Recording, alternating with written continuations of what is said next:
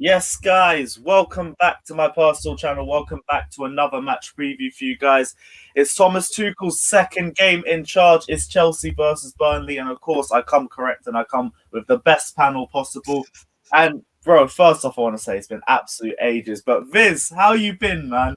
Bro, it's been years, man. How you been? I don't even know, man. It's just been a long time. Great to be back. Good to speak to you again. I'm pretty sure the last time that we played Chelsea was upsetting for me. It was at 3-0 at home. So I'm honestly, I don't know what to say for this game because we've been really good away from home. So I'm coming into this quite optimistic, actually. So I'm prepared for whatever happens ahead from this video on. Not gonna lie, I'm ready for every single thing to come my way. All right, cool. Well, we're going to delve into the Chelsea-Burnley game for a period. We're also going to have to talk about Reece James because, sadly, Twitter and social media has reared this ugly head yet again. But as per usual, also come with my partner in crime, Lawrence. Man, chat to me. How's your week been, bro?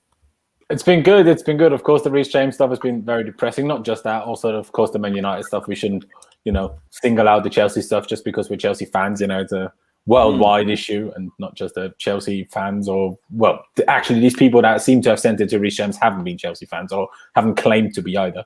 But regardless, that's been a bit depressing. But otherwise, it's been good, New managers always brings a bit of excitement. Then I hear Viz saying that, he's positive, and I'm like, flip sake. can you just not be hopeful and we just get an easy dub because we need one. But I'm excited for it. Of course, it's always interesting to hear from the opposition's team perspective from someone that's actually a fan of the opposition's team. It's different to doing research and looking at stats and that. So I'm looking forward to this. That's the thing as well, because it's a bit of both. You need the stats and you need the eye test as well. And you were right on chatting about Manchester United, and we will delve into it a little bit later in the video. I do want to say, guys, if you haven't done so already, smash the like button, smash the subscribe button. Check out Lawrence's channel and Viz's channel if you guys haven't done it already. But again, if you guys haven't checked Viz's channel, but yeah, I don't know what you guys are really doing. Literally the best Burnley vlogger that is... Yeah, it's the best Burnley vlogger. You mean the best? Is that means nothing. I'm the only, so it's not hard to be the best when you're the only guy that does it on YouTube. Really, there ain't even any smaller ones. It's really just a one-man thing. Maybe now there's one or two younger lads that has a go at it, but I'm the only one really that you could name. That even supports Burnley. Literally right now, how many Burnley fans can you name on top of your head right now that you know? Not even YouTubers, just people that you know on Twitter. Literally. Nah, I don't know anybody. I can't lie. I'm just... And the one we do know lives in bloody Poland. Do you know what I mean? Yeah. Brett's one good thing of Burnley away and it's gone now. Actually, this is a very multicultural podcast, video this, because we've got, of course, Austrian-German guy here. We've got Poland, so, we've got some World War II vibes. And then, I don't even know what your nation is anymore. I swear to God, I can't pronounce it. Is it Ethiopia? Yeah. It is. Yeah, now you said it, it is. I don't know. When I look at a flag, I keep on thinking it's something else. I thought I was good at flags. But this is a very multicultural, video here. So, I mean, I'm English/Polish now, so I'm now not Liam, I'm Liamski. That's my name now. Yeah, you've not played enough to you, guess, mate. You know your flags. And I know most flags, not Ethiopia. So slap my hand. Right, so today we learned then, isn't it? Yeah, but I'm looking forward to this, and I feel like I know it's your show, but are you really looking forward to playing Burnley, especially when you got a new manager? Are you really looking forward to it? See, here's the thing. I'm looking forward to it because the last game we had against Wolves, it was a massively defensive side, and I thought we played well. We just lacked a bit of end product, and it was still a better performance I've seen from us in 7 weeks. So it's like, if we can give Thomas Tuchel a few more days with this side, and then he can actually be a bit more sure about what starting 11 he wants to go into the game with, that's what can give me a bit more confidence, because that whole Wolves game was just massively rushed. He had like a 2-hour training session and then just went and picked the squad completely based on experience. It wasn't even a squad that had impressed him over the 24 hours. It was just, which squad is the most experienced? Which squad could I rely on the most? Cool, you lot go out there and let's see what you guys have got about you. So I can't really judge too much based off the Wolves game. It's more about the way that we played. The way that we played, we looked better as a team than I've seen us play since early December, whenever that Leeds United game was. Since Leeds, I haven't seen a better performance since that game. So that's what gives me confidence. But same way, we're facing the same problem that we faced the last game, and we struggled to break that down, and that was a low block. And Burnley travelling away to the top 6, like, I don't need to guess how you lot are going to play going into that game. Everyone and their dog knows, man. If you see a Burnley corner, then just look away. It's like a 40% goal like ratio. No, like, I actually fancy us on set pieces now. Any other season, it would have been like, yeah, we're pissed. But this season, with Anthony Barry, our set pieces have massively improved this season. Okay. Unless you lot do a short corner thing, because Leicester City completely exposed us for that. Nah, we won't do that. I guess on my side of it right now is that this may be quite a big shout, and I will probably get laughed at it for saying this, but I feel like Burnley is probably the worst team that, your new manager is a tuchel. That's how you pronounce it. Mm-hmm. Yeah, I feel like Burnley is the worst team that you can face right now. Like, I don't think he's got any knowledge of what we really are like. Not much experience of it. We're in good form. We've beat Liverpool at Anfield. We've beat Arsenal at Emirates. We've got really good, surprisingly, we just keep on just plugging away. We beat Aston Villa when we were behind twice, and that's like a very unheard of thing. So we're in good form, including against top 6 sides. And Tuchel, maybe I don't know much more about him, but I just feel like he's probably not got much experience of facing a side like Burnley, and especially as he's just been in job for just shy of a week now. I feel like this is the best time for us to face you guys, really. This is the best time for us to face you guys in this season anyway. Do you feel like it's a case of the difference in adapting to both different leagues? Because I feel like the Bundesliga is a much more free-flowing league compared to the Premier League. Here in the Premier League, you literally got half of the league sitting deep against the top 6. So you're saying it's going to be tough to him to adjust to continuously having to break low blocks? I feel like he's just not used to it. And I'm not saying that he's a poor manager. I actually think he's a good appointment for you guys. I actually think that he's one of the best you can get out there right now. However, maybe I'm wrong. Maybe you'll beat us comfortably 2-0. But with our form and potentially from what I can see is an experience of facing a side like us, we could surprise him. And, I'm not saying you guys probably won't dominate us. You probably have like 68% possession as always. But I don't know. I feel like we've got the best chance we have to actually do something against you guys this weekend. I mean, you're probably not wrong. Realistically, the longer Tuchel has, the easier he'll find it to play out his tactics, play out his ideas, and beat whatever comes against him, I guess. So, that makes sense. And yeah, looking at your form, it is almost scary. The only real bad result you've had in ages is kind of the 5-0 battering you got by City, and that was in bloody November. So, since then, you've been real good, especially against the so-called top 6, because, very few of us are actually in the top 6. That is that. It's just interesting to hear from your perspective. Why do you think you're doing better away from home than at home, especially as there's no fans anyway? So, from my perspective, I was still kind of away and home advantage barely doesn't exist anymore. So why do you think that is? I don't really know, man. I feel like luck is a big part of it, of course. Luck is a big part of it. Like, we only beat Liverpool at Anfield because Alisson took one of our players out with like a second attack in the entire second half. And also Origi missed a 35-yard one-on-one, which he had the entire half of the pitch to think about what he's going to do and still hit the ball. Like, those two things are very lucky, and they both went our way. Arsenal, they literally headed the ball into the back of their own net. We didn't even score. It was a Aubameyang goal. So we didn't even score against Arsenal, and then we beat them when we had one shot on target the entire game. Luck is a massive part of it. I guess another part of it is I'm surprised that I'm seeing him get better and better. But Nick Pope is literally Burnley right now. Like, he's Burnley Football Club at this current moment of time.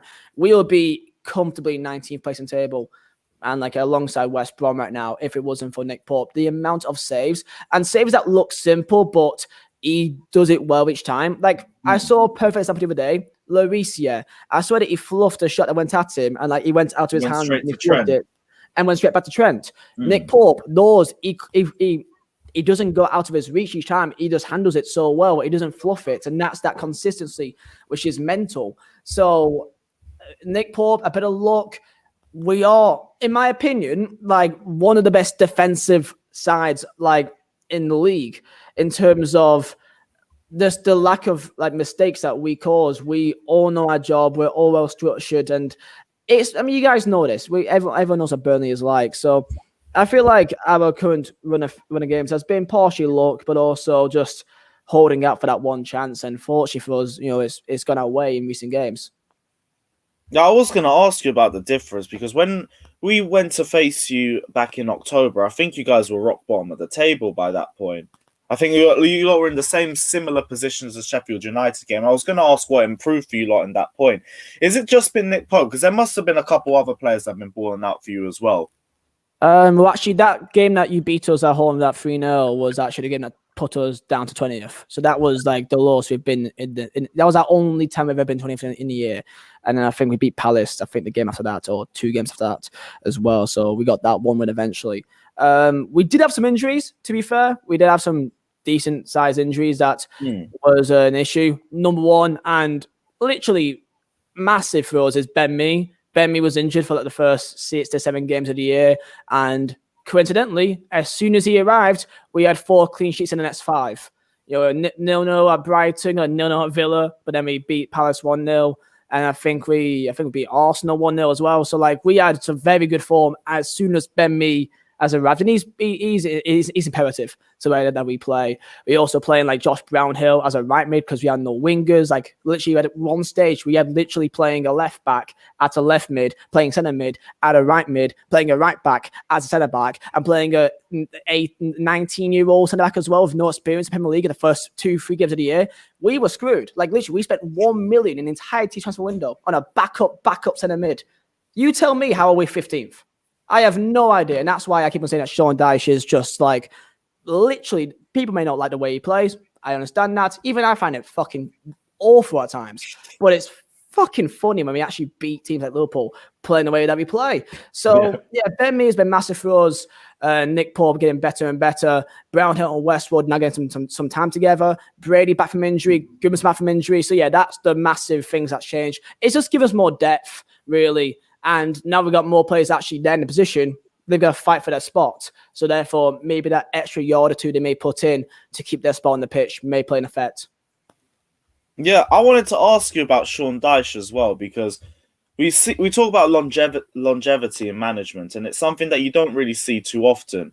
And one of the main reasons for that as well is like trying to get the same motivation out of your players consistently. How has he been able to do this for so long and still been able to consistently get results out of your team? Because you always look like you're around. Well, I won't even say you always look like you're around the relegation zone, because you had that season where you balled out and you made it into Europa League spots. Yeah, he always seems to exceed expectations season on season. And how do you think he continues to do this? Having full respect, having full trust in not just the team but the staff, the chairman, the fans. Like literally, Sean Dyche is Burnley Football Club. Everything that he says goes right now. So having that power is very important, and it could be either a really good thing or a really bad thing. And like he knows exactly what he's doing. It's just organizing the team. It's knowing that every single player knows their job. Knowing that if you put more effort than the other team, then odds are you stand more chance of winning, even if they have more skill than you, more technical ability than you. And it's just playing the basics, right? Like I realized how important Sean Dyche is and what he teaches the players on an intelligent part of the pitch. Because we brought in Nkudu on loan from Spurs back in that 17-18 year that we actually went into Europa League. He played like 4 or 5 games, and he actually was an exciting lad to watch. Thing is, though, it made me realize how intelligent our players actually are. Because Nkudu, even though he had a bit of pace, a bit of flair to him, he always made the wrong decision 8 times out of 10. Like when to pass the ball, when to dribble, when to go backwards and pass it back and reset. A lot of times he just gets the ball and then first thing he thinks of is just move, run as fast as he can. And then that's what he tries to do. And then he loses the ball a lot of the times. So that's what made me realize how smart our team actually is of when to attack and when to defend. Most of the time we don't attack, but when we do, it's exciting for us. So yeah. Okay, cool. Interesting. I wanted to ask you that as well in mind, because obviously we're looking at two completely different opposites when it comes to Chelsea, Burnley, and manager longevity. I wanted to ask your thoughts on. We found out your basic thoughts on Thomas Tuchel already, but chat to me about your thoughts on Chelsea throughout the season and on Frank Lampard as well, because, yeah, obviously we already know the situation with Frank Lampard, but I don't think it takes too much away from him in terms of as a manager and in terms of his legacy as a Chelsea legend as well, because he's left the team in a good spot. And also, I think as a manager, it just looked like the job was too big for him at a certain point, and at that point, you got to accept and just cut ties and just move on for what it is. But I've always said with Frank Lampard anyway, if he can make that step down, go to like a lower club and instead of jumping all the stages of management that he's already done, going straight from Derby to Chelsea, you can still see a quality manager out of him. And that's why I've already said we're not really saying goodbye to Frank Lampard. It's more that we're saying see you soon. Because I do really think in 10 years' time, if he has a lot more experience under his belt and actually has a style of play that you can look to, he could easily come back as Chelsea manager, and all the dreams that Chelsea fans are thinking with him can still be realised. It's just not going to be realised right now. I'm the first thing I thought of when I actually heard that Frank Lampard was actually going to be sacked from Chelsea, I was just stunned. I was just thinking like, it's like Liverpool sacking Steven Gerrard. You know, it's like Thierry Henry being sacked by Arsenal. It's just like I'm just stunned that he actually did get sacked. And of course, we know that Chelsea is probably the worst club to be at when you're in poor form. You know, like being at Chelsea for like longer than 2 years is seen as a miracle for most managers. To be fair, so like he knew what he was going into, but I still kind of felt like. I'm just surprised that because last year everyone thought that he would be doing, you know, really well. I actually put Chelsea in my prediction this season to win the league. I actually did because I actually thought Frank Lampard was. You can look at my felt that too. I can't lie. You can look back at my prediction. I thought that you guys were doing really well, like a very good young squad with some good youth players coming through, like Reece James, like Hudson-Odoi. Like, I mean, I want to say that I do rate Tammy Abraham, but probably not as a main striker. I'm stunned by the fact that Werner's done so poorly. I also thought that he'll get top goal scorer. Like, I backed you guys a lot this year. I really did. And that also goes alongside what I actually thought to Frank Lampard. I thought that he did a fantastic job last year with a transfer ban, with a very somewhat inexperienced team, you know, in that level of football with, you know, everything else. I thought he did a fantastic job.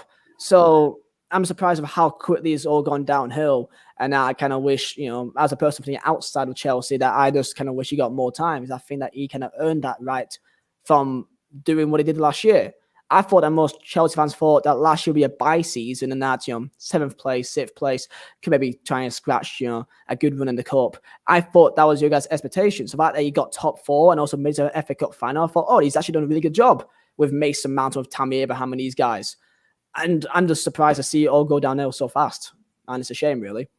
It's true. It's interesting to hear that perspective from obviously someone that isn't a Chelsea fan, and even someone that isn't a fan of another top 6 club, because obviously we hear more from those guys, you know, just whether it's on Twitter, whether it's on things like the Kickoff or whatever, there's more people like that around, so we hear more of their opinions. So that is interesting to hear, and it does definitely make sense if you think about it. If you don't watch every Chelsea game and you just think, okay, they got 4th last season, they, you know, got to the FA Cup final. You might not have watched it, but you know, probably would have won there if the referee had a decent day. And Pulisic doesn't tear his hamstring. I guess that didn't help.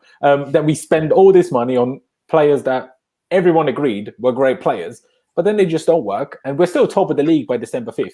And less than 2 months later, we get rid of our manager. So it does make sense, but to someone from the outside, that makes no sense. And you know, there is Chelsea fans that still think it makes no sense, right? It's just, to us, at least to myself and Lewis, you just didn't see a plan, you know. All we did was cross the ball. Whenever teams started sitting deep and we didn't really break them down in the first 10 minutes, 15, 20 minutes, we basically gave up on ourselves. And the second we conceded, I mean, that was it. I mean, we just, okay, yeah, we had when we turned a 3-0 around at West Brom and turned it into a 3-3. But on average, the soonest we conceded, especially recently, we conceded the 1-0 against Leicester, the 2-0 against Leicester. All of us knew we weren't going to get back into this. And without it showing, you know, sounding disrespectful at all, maybe if you're like not a club that is expected to win a lot of games, you're like, well, obviously, if you're 2-0 down, you're probably not going to win anymore.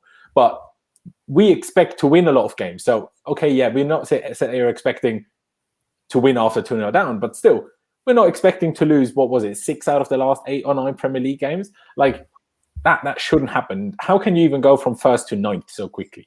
Like, I agree with you. There is certainly a case to be made that he deserved more time, that he should have had more time. But I guess it's just Chelsea. And, at Chelsea, you don't get more time, no matter who you are, clearly. Yeah, I did want to ask about, because I want to see from the outside in. What did you think was the biggest thing wrong with us then? Do you think it was the manager and the tactics? Do you think it was the players letting him down? Do you think it was a combination of both then? Of course, I'm a Burnley fan from Poland, so like I don't really watch many Chelsea games, so I can't say this from a perspective of me watching, every single game possible. Yeah. I mean, I think that from what I've been told of what I've seen, that Werner's been playing out of position a bit. That's correct. He's playing like on the left-hand side. And like literally, I think all you guys needed was to have him start firing, and then like this entire situation would be so much easier. The reason why could be because of Frank Lampard, could be because he's pushing him down wide too many times. But of course, Werner's also missed a few big chances as well, so we're going to go half and half in that. I just feel like I've seen enough of Chelsea that I feel like even with this poor form, I think half of it was, just unlucky at times. Half of it was just like, you just go through some bad form. I just didn't think that, especially if you were first back in December. I just don't know. Like you guys say you lost, was it lost 6 in 8 or didn't win? Like after that, you lost 6 in 8, you said? I think it was, like 2 wins in 8. That's it. 2 wins in 8. And you guys were still, 8th, and you're still only, as of right now, 7 points out of top 4. The fact you lost 6 in 8 and you still with a decent shout, I just can't believe he's been sacked. That's just... I think it says more about the Premier League table this season, though, because I'm looking at our form. Any other Premier League season, we should be well out of the top 4 race. But yeah, with how bad the consistency's been throughout the league this season, also with the cramped fixture list, low-key, we've still been keeping track with everyone, which if anything, kind of makes it the best time to have got rid of Frank Lampard. Because if you look at our run of games, we've had Wolves who are in bad form. You guys who are still lower mid-table. Spurs who are in bad form right now. We've got Sheffield United who are also at the bottom of the table. And Newcastle United who, granted, they've just beaten Everton, but they're also in bad form as well. This is the only easy run of games that we have now until the end of the season. Now, I'm not even saying these are all easy games. Like, you lot are going to be hard to break down. We didn't break down Wolves. Sheffield United are probably going to be feeling themselves a little bit more after 2 wins. Fucking Newcastle as well. Like, that'll be a bit further down the line. But if they can continue to build on their form, that'll be a tough team to break down as well. But I'd rather those games and trying to build a new manager into the squad than afterwards when it's Southampton away, or it's Atletico away, or it's Man United at home, Everton at home, Leeds United away. That's where the games start to get harder. So I'm low-key thinking it's now at the right time for it. And I also want to ask you about this too. Frank Lampard was really... I saw that, I saw that. I was like, oh no. Oh no, I saw that, man. Yeah, especially after you just told us that Ben Mee is the big one. I mean, Ben Mee's our captain. I feel like he just fills the rest of the defense and just a midfield with confidence. Tarkowski is huge, though. I feel like he should be. I'm biased. I'm not. I don't want anyone to think I'm gonna think I'm not biased here. I'm biased as shit. He should be in the England team. Straight up. Like, it's not even like it's a competition of who's like, he's like Maguire, man, for God's sake. Tarkowski he has everything that you need in a centre back, just gets below Van Dijk. He's a little bit smaller, but he's just got just a perfect balance of everything. And, Maguire isn't worth 80 million, but they just took the piss out of United and they bit. Like, no one, not even Leicester thinks not even Maguire thinks he's worth 80 million, but if you can get that money, then sure thing. Tarkowski, especially in a market right now, which I feel like good centre-backs who are experienced, is really hard to find. I feel like a lot of big teams are really lacking like that big centre-back to really feel confident with. I think that it should be worth comfortably 50 mil. Probably will get only maybe 35, 40, but I think it should be worth comfortably 50 mil because I don't think there's a very lack pool of centre backs which can do that kind of role right now. I think Tarkowski can easily slip into Chelsea, Arsenal, Spurs, United's like So you think Lampard was definitely onto something then? Definitely. Like, if you don't think Tarky is worth it, then you just haven't watched Tarkowski. You've not watched Burnley enough. And maybe because, and even the fact that you've done so well, like I think right now, Burnley are, I think, even with us being in 15th, I believe it's still got the third most clean sheets, second most clean sheets. Even with us doing so poorly.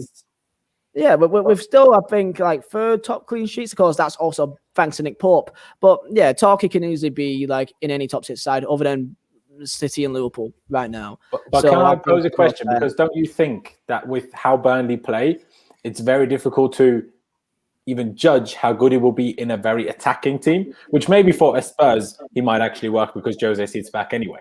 But for a team, at least like Chelsea, whether it's Lampard or now Tuchel, trying to play offensive, how do you actually know how good Tarkowski is at that, considering Burnley don't do that? That's my only question. Like, how do you know that? I would agree with you with Ben Mee, because Ben Mee isn't, he's not that tall and he's not really that fast. So his position making is what makes up for it. How he, to be fair, he does jump really high. Like, even though he's only 6 foot, I've met him in real life. He's about the same height as me. I'm 5'10". Like, he's only just a bit taller than me, but he leaps like a salmon in most of the games and he just wins headers. Tarkowski, he's pretty pacey for what he is. He's actually pretty fast. Maybe FIFA won't tell you that, but he is pretty fast. Trust me in that one. And he's got that character in him as well. He's got that character, which like he's a leader, which I think is really important. And Michael Keane, he went from Burnley to Everton. He struggled. Now he's doing decent now. And I do understand that, they may get protected more. They do get protected a lot more at Burnley because there's much more deeper, much more players around you. But I've just seen so much more from Tarkowski that makes me think that he can comfortably just ease in at any side and do a job. Maybe I'm wrong. Maybe I'm biased, but I just really rate him a lot. How's his ball ability? So say that again? How's his ball ability? Because we got this question asking how he could do in the higher line and dominating the ball. And you already said he has pace about him. But how's his ball ability? I'll say it's more than good enough. More than good enough. Like if Maguire can do a job at United somewhat, then so can Tarkowski. Of course, he's not really been told to, do Matip-esque runs and, dribble past everyone. But he has got many situations which he's been caught out. Well, he's been put into a dangerous, situation. It's like players surrounding him, and he just gets a easy just pass back to Ben Mee or Nick Pope, and it's just resets all over again. I've not really seen Tarkowski make a mistake. I've seen Ben Mee make quite a few mistakes at the back, but Tarkowski, he's not really that. He doesn't do many mistakes from what I've seen. If he does get caught out, it's because of a miraculous, like an amazing piece of dribbling skill, like say Matsman or something. But other than that, he's been solid. All right, cool, interesting. We had this question from Wayne as well time ago. I do want to talk about the Burnley takeover that I heard was apparently happening a few weeks ago. What's been going on with that? So basically, Burnley, before the takeover, was the poorest club in Premier League. We had 60 million net worth, which is like pocket change to Abramovich. Like he makes that in a second, it seems. So yeah, we spent 1 million this summer. 1 million. Last 12 months, we spent like 15 mil. I think we spent 10 mil on Brownhill, or like 9 mil on Brownhill, then like a 3-4 mil on Jay Rodriguez. Like we're spending like literally nothing compared to every single other Premier League team. So we knew that if we don't change anything, then we'll go down. We'll easily go down. So yeah, we were on the lookout for someone, some firm, anyone that's interested. And yeah, there's this company called AOK Capital. It's an American firm, US. And they apparently got some sort of interest, some technology, some like statistical based technology, and they're just interested in all the football. And fortunately, they're the ones that took us over. There was another firm which was involved with Bury and Charlton and Bolton and Leeds, like one of the worst managed clubs in ever of football. And fortunately, they got put in the bin. So we got these guys, and they're not even worth that much more. I think we've gone from 60 million net worth to about 200 and something million, but it could be more based on other assets. But like, it's just the point that if we didn't do anything, then we would easily go down in the future because we just can't compete. With Premier League, each year it gets more and more with the finances, and even though historically in England we're a big club, historically, but in terms of financially we can't compete. So now with this, we've actually now got some hope now of actually staying up and continuing to give Sean Dyche the things that, the tools that he needs to actually move forward. Were you ever in a position where you thought you might get rid of Sean Dyche? As in recently, obviously you had the relegation and you came back up with him, if I'm not mistaken. But say you got relegated now, do you think they would get rid of him, especially now that you have new owners? No. I with what Sean Dyche has done, the only way that Sean Dyche leaves is if he leaves, if he resigns. That's the only way. Because if we go down, there's no one out there that's better to bring us back up to Sean Dyche. It's like with Chris Wilder. If he goes down with Sheffield United, they're not gonna let him go because he's the best chance they have to get back up again. So, like, if we sack Sean Dyche, who's coming to Burnley? I'm pretty sure there's not a massive waiting list Frank of Lampard. Frank Lampard to Burnley. I mean, that'd be a big change of football. I think. Talk about transitioning. That would be mad. Yeah, but like Tony Pulis would be like waiting, for a phone call, like Mark Hughes. Like it'd just be a very Alan Pardew at Burnley. Let's go and take that. But yeah, like Sean Dyche would never get sacked. Only that if he goes is if he leaves. I think he will resign, and this is what I think will happen. I think maybe in 2-3 years' time that he will probably resign and then take some time out of football and then come back. And then this is what I've been told from an inside source, actually, saying that if you are a betting man, probably bet on Sean Dyche should be at Nottingham Forest in 5 years' time, at least. That's what I've been told. Apparently Sean Dyche, if I'm a betting man, if there's a club that he'll be going to in the next 5 years, it'll be Nottingham Forest. That's what I've been told. Is he ex-Nottingham Forest? Is he from that area then, or what? He's from Midlands. I always thought that if he was to go anywhere, he'd probably go to Aston Villa. But apparently Nottingham Forest as well, like that kind of area that he's from there. He's always been kind of linked to teams that's from Midlands. So that's what I've been told anyway.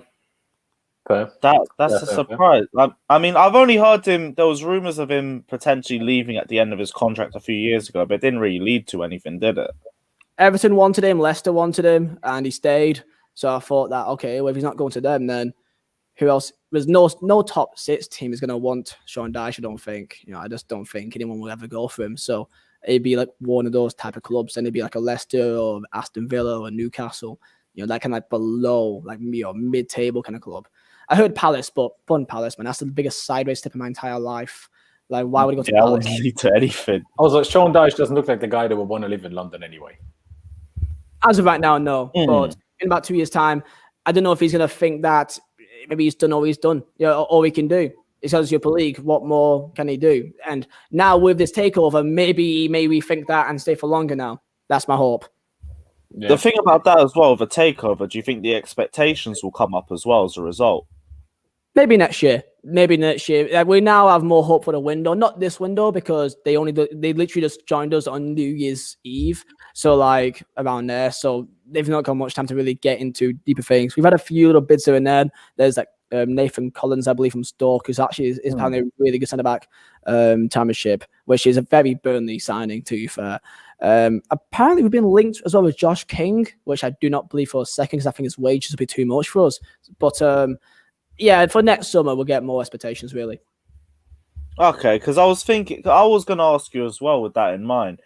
The season you lot ended up getting in Europa League football, were you playing the same brand of football or are you doing something a bit more expansive? Same thing. It's practically the same team. I could name you the team and I guarantee 7 of the players would be the same players. The defense would be the same thing other than Stephen Ward would be out and Taylor would be in. The same back. I mean, I think Heaton would also be in there for most games. I think he had an injury the season afterwards.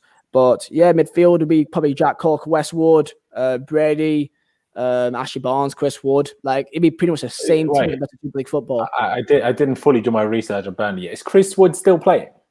Yeah, he's still playing.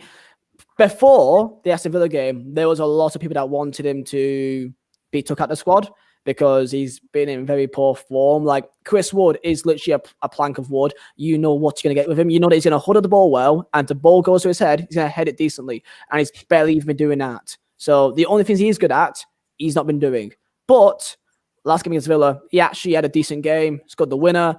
Finally getting a header on target for once, which I think he's missed like 3-4 headers, which should have been a goal. Like West Brom, Leicester I can think of right now. So he's going to start, most definitely. Vidra, I really want to see Vidra play a lot more, but there's this, I don't know why. Sean Dash may not like him as much as a starter. Maybe he prefer more as a sub, but I really like Matic Vidra. I think that he deserves more respect, really. In terms of touching on Matic and Ashley Barnes, I was wondering, do you actually know that a lot of Chelsea fans hate especially Ashley Barnes and Burnley a lot for that one tackle on Matic a few years ago? Oh, yeah. I fucking loved it. I was working at Of course you did. Did you also know that Ashley Barnes' grandmother is actually Austrian, and they were trying to get him to play for Austria? He wanted to, because obviously he wasn't going to play for England. And the Austrian manager tried to get that sorted, but the Austrian government wasn't giving him a citizenship so he could play for us. Yeah, I knew that because I only knew that because on FIFA he was Austrian. I was like, his name's Ashley Barnes, and he's born in the most Tory place in England, and he sounds Tory as anything. I'm like, this guy's Austrian. But yeah, you can look at his history, his grandparents was Austrian, and I think he played for the under-17s or something in Austria, but then that was it. So I think he tried to actually play for Austria properly, and it was just mate, I don't think you've even touched that country once, so that didn't work out. The government wasn't having it. But when that Matic thing happened, it was hilarious because I remember I was having my shift. And midway through my shift at Mackey's, I ran into the room back and forth. I was like, wait, it's 1-1. Bentley's got a header, and the 8th minute, I was like, no way. So every single 2-3 minutes, I had to run back into change room to get on my phone. It's still 1-1. Back in 1-1. But then each time I just see a plethora of Chelsea fans, literally just I swear I saw people making Photoshop images of Barnes in a coffin. It was not good. And then I watched the tackle. I was like. I watched the tackle and I was like, oh, okay, it could be better. Yeah, it could be a better tackle. It could be better, yeah. I could understand. But it's Match's fault for, responding back. It's his fault for that. I don't blame him, but it's his fault. So, yeah, that's my thoughts on that situation. Yeah, I mean, Burnley is I'm just used to the shithouse. It comes with the team. I'm not going to sit here and get too pissed off about it. I was fuming back in 2014, but since then we've had you lot being 3-0 up at our ground in our first game as Premier League champions. I think that one was a fucking... I don't understand how that happened. The season before that, one away win all year. One away win all year at Palace. That was the last game. I went to every single fucking away day the season before that, and I saw us lose 16. The first game of the season at the Champions Chelsea, 3-0 at half time. I thought I was on drugs. I was screeching. I thought the team were on drugs. Going on. Honestly, though, the fact that Gary Cahill got sent off in that game for barely even touching the guy, but Ashley Barnes didn't get sent off, is probably, comparison-wise, the two most baffling refereeing decisions in English football history. Honestly, how's that? I actually saw the highlights of the day, and I was like, yeah, that's not a red card for Cahill. That's not a red card. It's just not. Yeah, that was literally just fucking... Yeah, like I was saying, half our team was on drugs that day. And the vlogs... I remember seeing your vlog popping up that night. I was thinking, I swear down, this kid is going to be so fucking gassed after this game. And you know what? The vlog kicked off at the very least, so I'll give you that one. There was also the 2-2 draw in the Sarri season where it was just, typical Chelsea at set pieces, as per usual. Yeah. Ashley Barnes, I think it was Jeff Hendrick hunting one in from the edge of the box. That was a bad one. At the box, didn't he? Oh my God, man. Yeah, man, even celebrates in front of my stand, the dickhead. I mean, we've not got Jeff Hendrick now, to be fair, but if you see a Burnley set piece this weekend, then literally just it's about a 30% chance for going in. I did the math the other day, that of all our goals we scored this year, which is not many, by the way, 8 out of, I think it's 12 or 13 goals we scored this year. All that has all been from set pieces. That's our only hope, really, in this game. It's actually dumb. Here's the thing. I say I back us in set pieces a lot this season compared to last, but half the reason was because of Kurt Zouma. And now we're not even playing Kurt Zouma anymore. We're going for Antonio Rudiger. Rudiger's all right in the air, but he's all right in the air. If you compare it to Kurt Zouma, who I genuinely think is probably the best defender in the air in the league right now, There is a massive difference. Half of Yeah. our XG under Frank Lampard has probably been a Mason Mount corner to Kurt Zuma. And that's been probably our most effective partnership this entire season. Someone can check me if the facts aren't correct, but genuinely, this been our only real threat from corners this season. Thiago Silva's a good threat, but his jumping has gone down a bit from his prime. Same thing with Ben Chilwell. He's decent in the air, but he's only really decent. It's only Kurt Zuma and Olivier Giroud that I see as genuine threats. Yeah, I want to see one little thing as well, because I see someone in chat saying last time I watched Burnley play, they just 2-foot everyone. Has it changed? Burnley's had 1 red card in 4 years. People have to feel like a dirty side. 1 red card in 4 years, but Arsenal have like 5 red cards in fucking 5 games. Apparently, we're the dirty side. You can be dirty without getting sent off. That's the thing. Diego Costa had no Premier League red cards for us. That's and crazy. He was a dirty one. But like, to be fair, I didn't even know that. That's actually surprised me. It's a mad stat, isn't it? I thought Costa would just like get rid of like telling them referee that he shouts his mum or something. Do you know what I mean? But not that. He might have done, but the ref don't speak Spanish, so. Oh yeah, true. But so people have to do it, but it's like a dirty side. It's like, I mean, we get stuck in. I'll give you that. But to say that we're EDL, fucking, like we knock shit out of the opponent's team each time.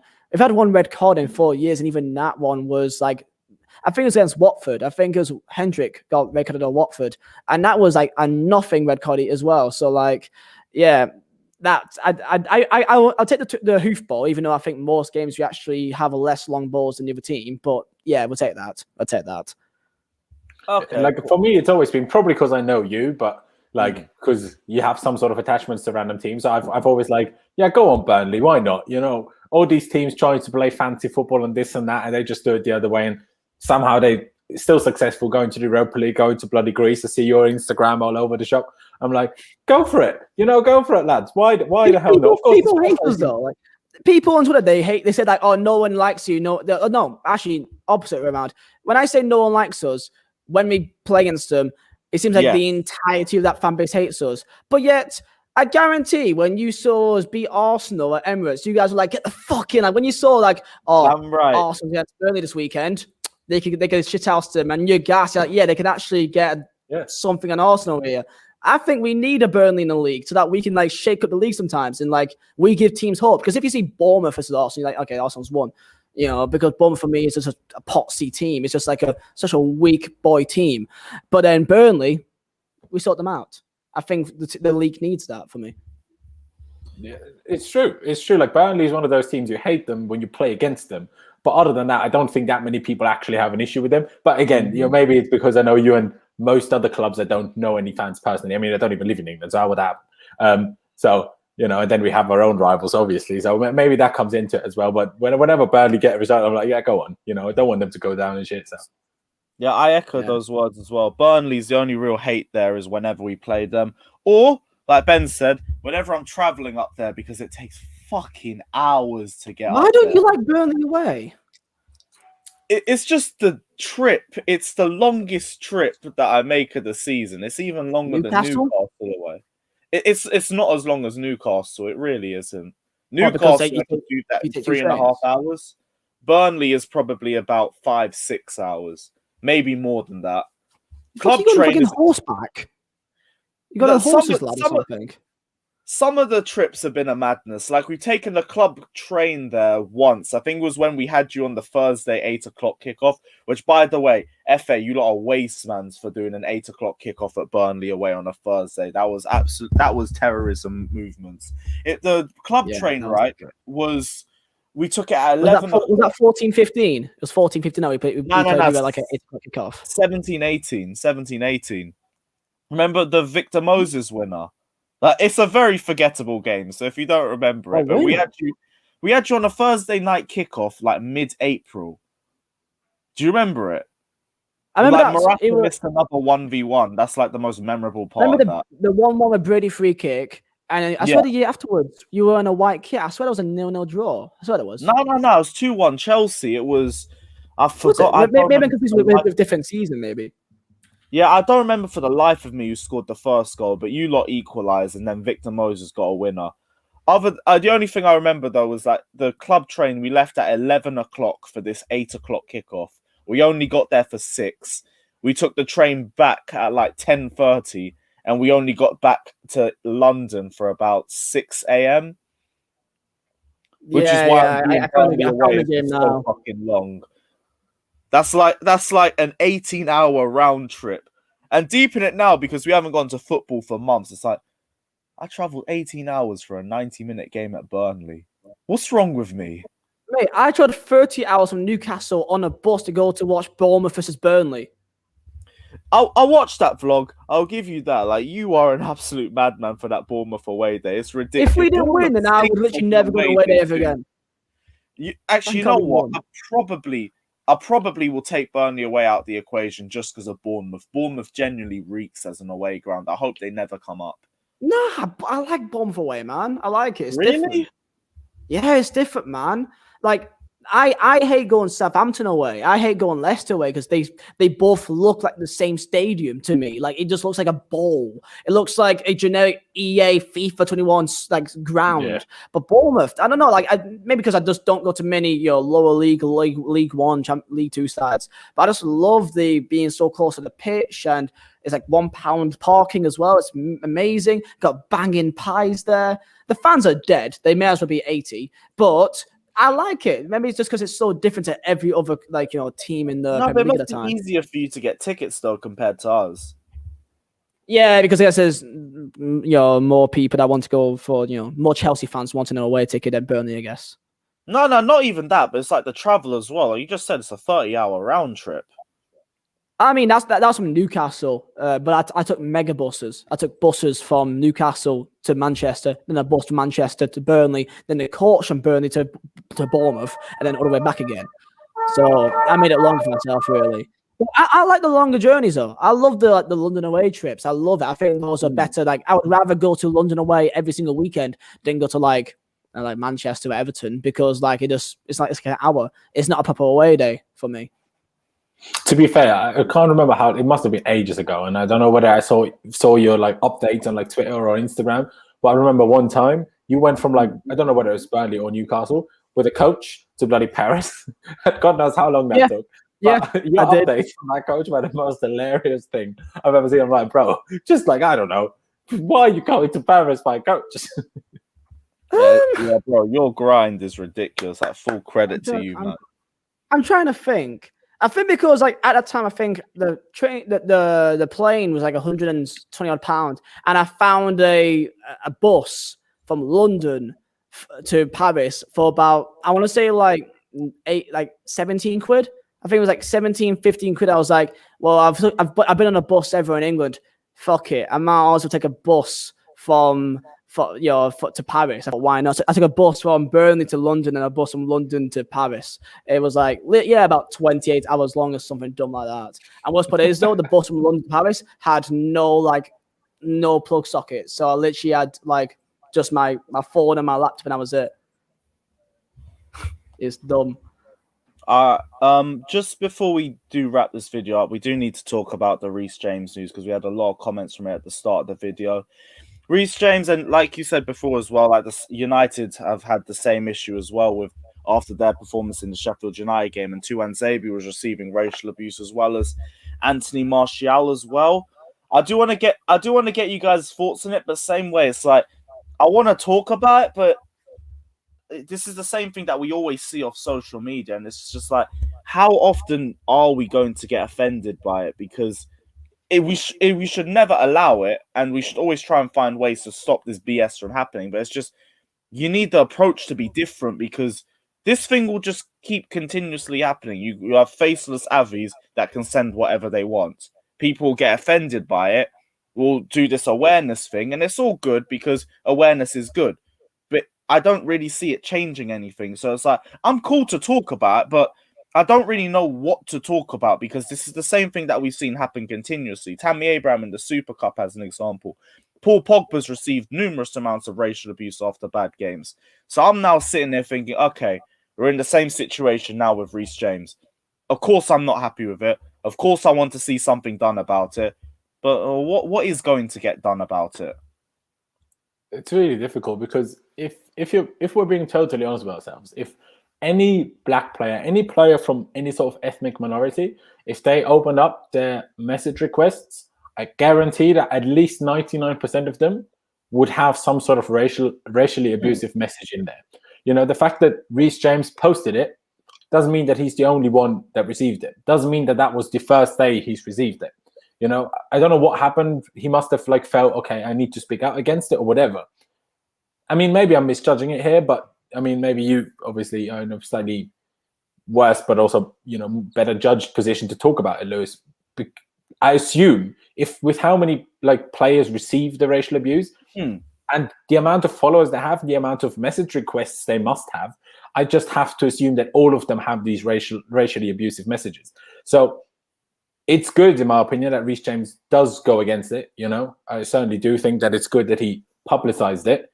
But like you said, what can you do about it? Then that's the depressing thing. I mean, I'm not sure if it's the best comparison, but I mean, you can't drive a car without having your ID, right?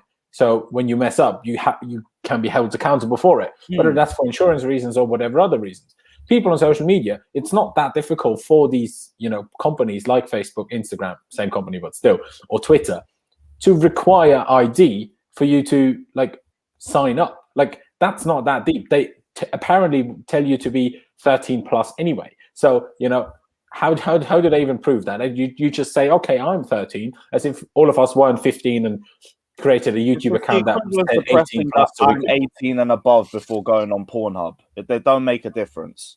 Exactly. So I don't see why that would be something, in my opinion, that would help at least the social media racial abuse a little bit, because I think people, not that it would stop racism, but I think it would stop racist abuse a little bit, just because people would be a bit more scared of the backlash, of the consequences, if they would be able to be held accountable. Because if you have a random account, yeah, you can, you know, probably look up or find an IP address, but that's not going to happen for every, you know, racial abuse realistically. But if everyone had an ID to even have an account, it would be so quick for police to go after these people.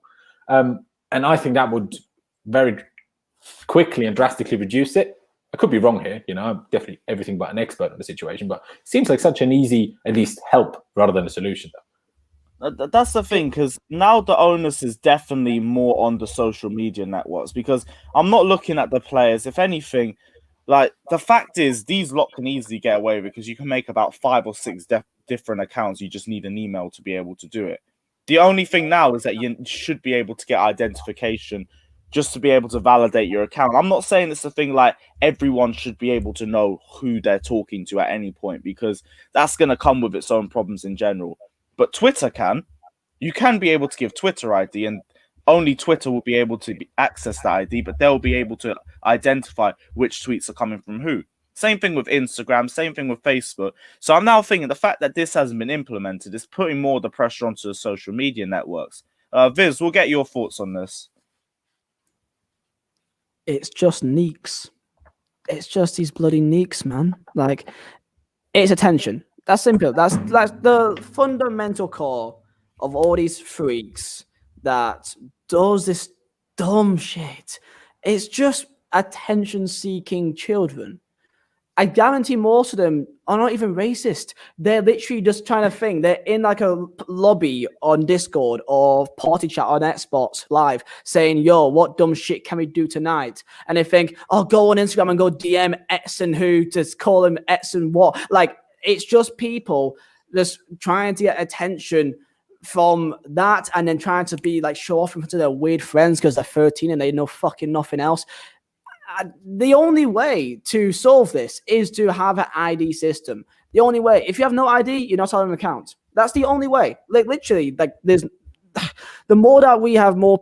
Have you not noticed that the more times you see more like footballers come out that they've been racially abused, the more footballers comes out and says they've been racially abused, and it's never ending thing. The more attention we give it, the more people that will be like, oh, so now if I do this, if I go DM Ian Wright, he's going to do a tweet about me. And then that kid gets attention. That kid got like 20,000 followers gained because he sent a racist DM to Ian Wright on Instagram. I'm like, what is wrong with these people? And people see that. And they're like, oh, it's just that easy. I would do that and I'll get Wilfred Zaha to tweet about me. It is ridiculous. And it's fucking dumb. But like it's, I feel wrong by saying it. It feels like by not paying it attention, it will get rid of these kids that just like it's like don't feed the troll. Don't feed the troll, because if you feed the troll, then they get what they want. They want to get reaction out of you. And I feel like it's a similar situation. Now, of course, I'm white. I don't know the feeling. I know that it must be fucking awful to be treated like this. And like, I can't imagine it. But it's just like, it's got so far now. I'm just thinking like the only way is just to like have some sort of ID system, have some sort of like system which you've got to prove who you are. Like for like, Bet365 betting companies, you got to prove by your address and your ID of who you are. Of course, social media companies don't do it, but Twitter, Facebook, they don't want to do this because they know that they'll lose a lot of people, therefore a lot of money. But if they really do care about stopping these absolute just awful things, these vile, it's not just racism, it's everything. There's so many people that's making so many dumb accounts just to be this like, oh, such an edgy kid, and they can say anything that they want. It's the only way to solve it, really.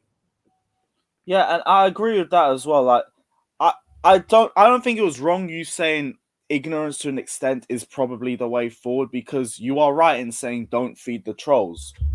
I definitely believe that it's a case where some people are just thinking, let me see who I can get a reaction of, and when they get a reaction out of it, they're all celebrating in their group chat. So they're like, yes, I managed to get Wilfred Zaha to respond to me, or Ian Wright, or anyone like that, for an example. So I definitely think there needs to be a way to stop it. It's just, you can't keep trying to do the same sort of things repeatedly and expecting the same different result. Like, this I'm shocked mentality is only going to take you so far. If anything, some people like the shock value. That's the reason why they go for it half the time as well, which is why the response needs to be different. But we aren't going to hold on to it for too long, because this has been something that's been discussed for a long period of time. We're going to discuss it because it's happened yet again. It's happened to one of our own players.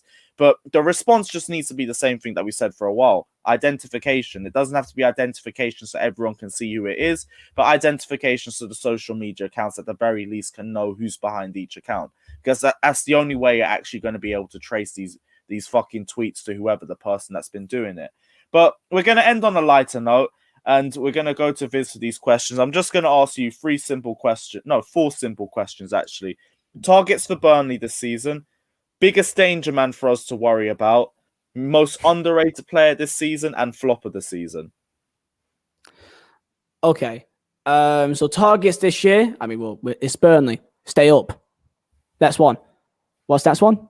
Simply put, to stay up at this stage. I mean, we spent 1 million in the summer, so that's really all we have to do with right now. Oh no, I was just thinking, were you lot still thinking staying up now at this point under your form, or are you trying to think for a certain position in mid-table or something like that? I still feel like we could be mid-table. I feel like we could, finish a league, 12th place, 13th place. I can expect that.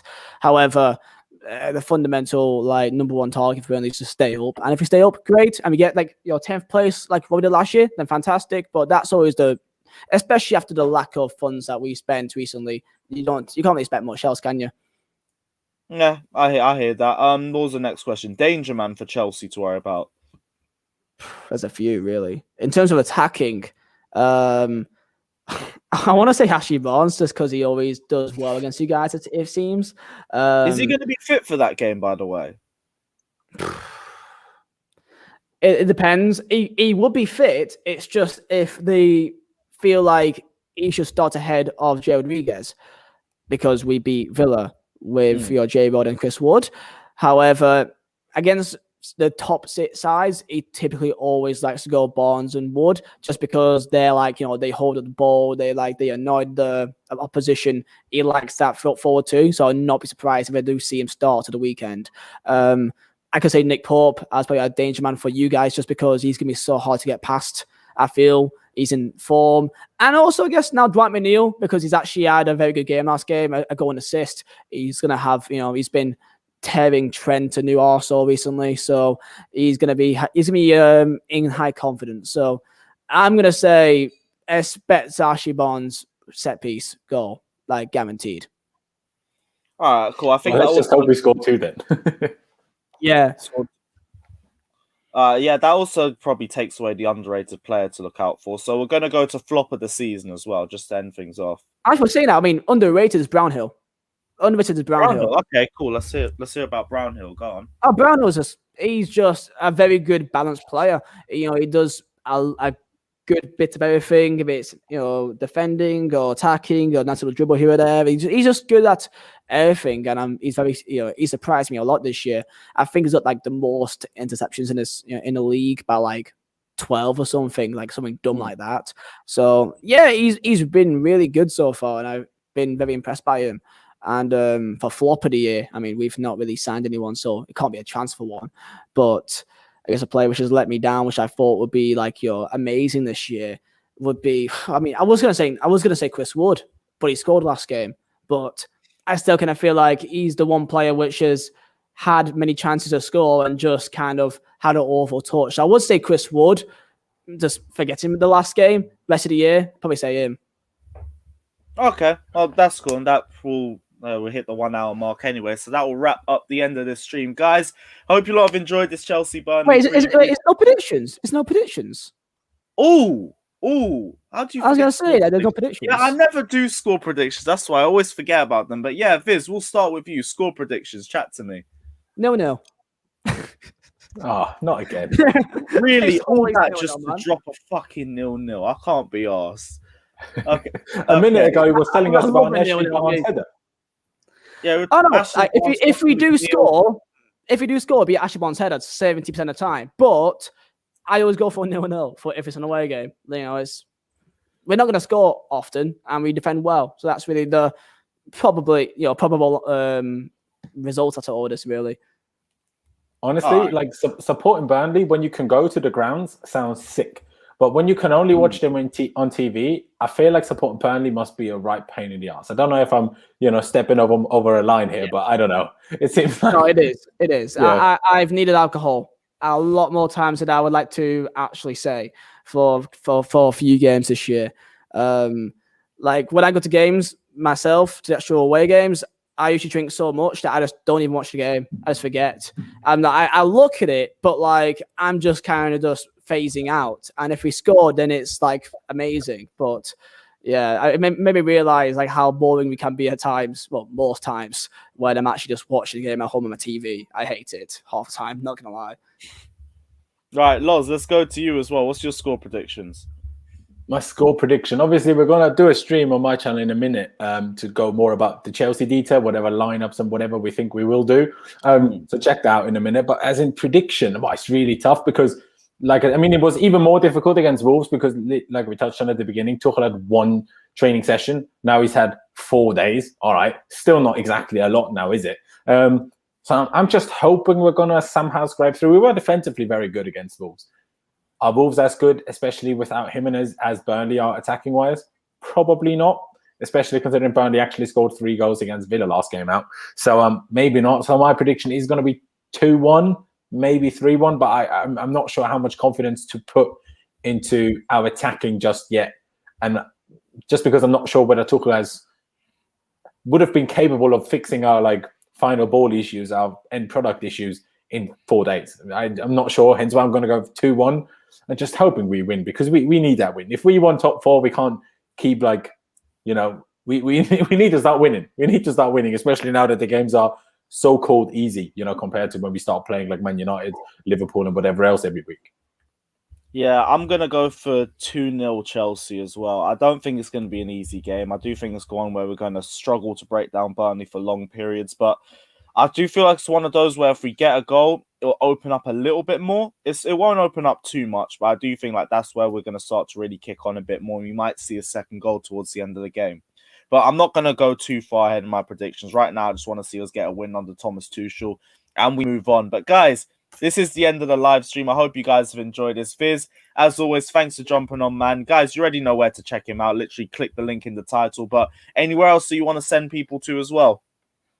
No, I'm all good. Right now I'm doing a 30-day workout, One Punch Man each day for charity. That's just what I'm doing right now. So if you are into fitness and you want to see me pass out each day, then my Twitter is a good place to go. At official Visa on updates on that each day. Big up yourself for that anyway. Big up. Big up yourself, man. Everyone drop donations down, and if you guys haven't done it already, Loz, you already know where to check him out. We're going to be live on his channel in a couple minutes as well. But yeah, guys, smash the like and subscribe button if you guys haven't done it already. And we'll all end on a good note just for the sake of Viz. As per usual, you already know. Guys, smash the like and subscribe button if you guys ain't done so already. We'll see you for the live review straight after Chelsea Burnley. Until then, take care and up the Chelsea.